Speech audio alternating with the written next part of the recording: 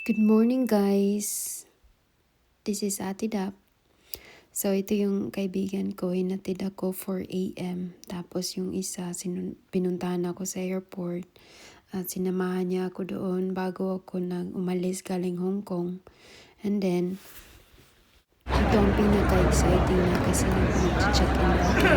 Tapos, pinibigyan ko kasi gusto ko talaga, sabi ko sa amin ko na, ma'am, gusto ko ng kasi amo ko sa amin kung nag-book sa akin ng ticket. Tapos yun, sabi ko gusto ko sa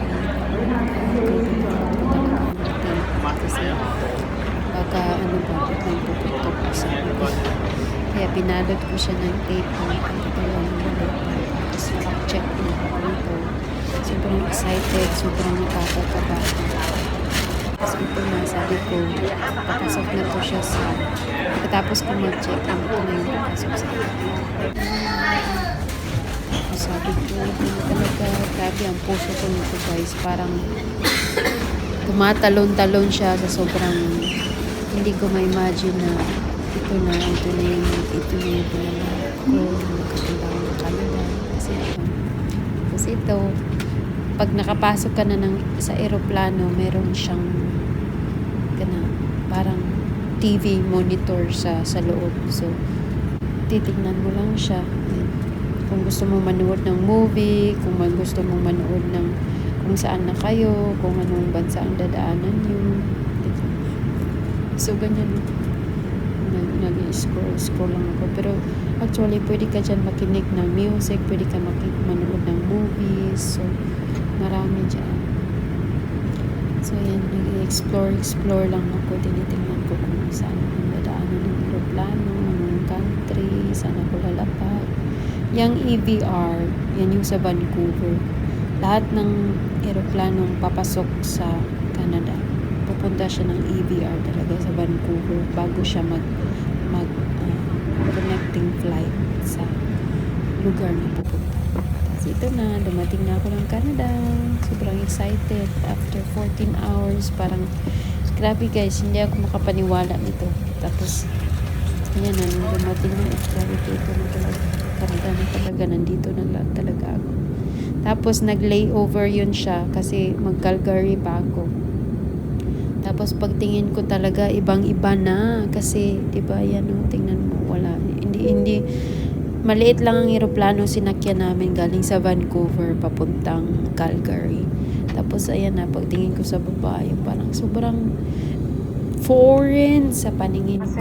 Tapos yan, snow kasi winter yan eh, February 27, 2024. Tapos ayan, sobrang puti na siya, yung wala kang, yan ang makikita mo talaga mismo. Parang hindi ko maintindihan ng pakiramdam ko niyan dati. Parang sobrang saya, sobrang excited, sobrang basta halo-halo, mixed emotions ako niyan. Parang gusto kong maiyak kasi 'di ba, ang tagal kong hinintay na nag-process na papunta dito, 3 taon. Tapos ito na, sumakay na ako ng eroplano, lalapag na sa lugar na pagtatrabahuan ko. Tapos grabe ang emosyon, nakakaiyak, sobrang saya, sobrang halo-halo talaga. Grabe ang ang dasal ko nito na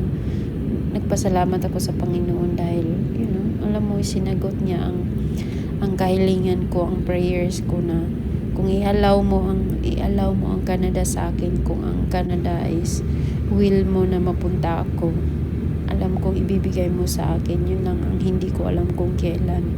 So yun nga guys, dahil wala nga akong enough na pera pagpa-process dito, ayun, dahil sa panalangin ng Panginoon na binigyan niya ako ng knowledge and wisdom, tinulungan niya ako sa research, sa pagdidesisyon kung ito ba talaga, kung sakto ba yung gagawin ko.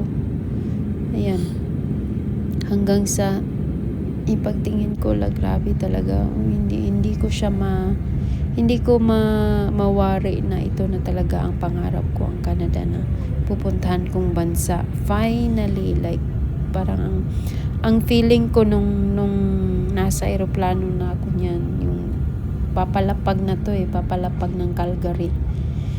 So grabe ang emosyon ko. Ano kaya ang mararatnan ko? Ano kaya ang buhay ko dito sa Canada? Magiging basta ang nung dumating ako, pag pinagkakatiwalaan ko talaga ang Panginoon, kasi yung gi-allow niya ang dream ko na ibigay sa akin na makapunta ng Canada. So magiging maayos ang pagdating ko dito, ang trabaho ko, ang mga taong pagtatrabahuan ko, ang mga alaga ko kasi 3 kasi sila So, at hindi ko pa sila nakita talaga ng video call, ang parents lang. So, but nakita ko picture lang, pero hindi ko nakausap yung mga alaga ko. Pero yung amo ko, yung parents ng mga bata, nakita ko sila. Pero 3 years ago pa yun nung hinard nila ako. Matagal kasi ako nakarating sa Canada. Mga 3 years din bago ako naayos. Tapos ito na ang kwarto ko. Masok ako sa CR kasi gusto ko nang umihi. Sobrang saya ko. Tapos yun, ito ang kwarto ko. Ang laki. Kabaligtaran ng kwarto ko sa Hong Kong. Grabe, dito ang laki. Tapos ayan na, sa sobrang excited ko. Tapos pagkatapos kong wala kasi ang amo ko nung dumating, so hinayaan lang nila akong magligpit, mag-arrange ng gamit ko. Tapos yan ang kama ko. Lagayin ko ng damit. So nilagay ko na sa mga drawers ko. Tapos inayos ko na lahat yung mga damit ko nung dumating ako. Tapos yan, ang dami-dami kong mga 3 maleta kasi, 2 maleta ang damit kong dala. Tapos yung isang maleta is pagkain ko. Yung drawers na lahat medyo sakto lang, yung damit kong dala. Kasi may may limit kasi. Tapos yun, matapos kong iayos lahat, sinabihan ako ng amo ko na kakain daw kami sa labas. Parang parang i-treat din niya ako. So, inayos ko muna lahat ng gamit ko, yung mga kakailangan ko araw-araw. Tapos yun, naglakad na kami sa labas. Sabi yun, sobrang lamig. Tapos kasi ang kakainan namin, malapit lang. Parang 5 minutes galing sa bahay. Tapos yun, dinala niya ako doon sa kainan. Thank you po for watching. Maraming salamat.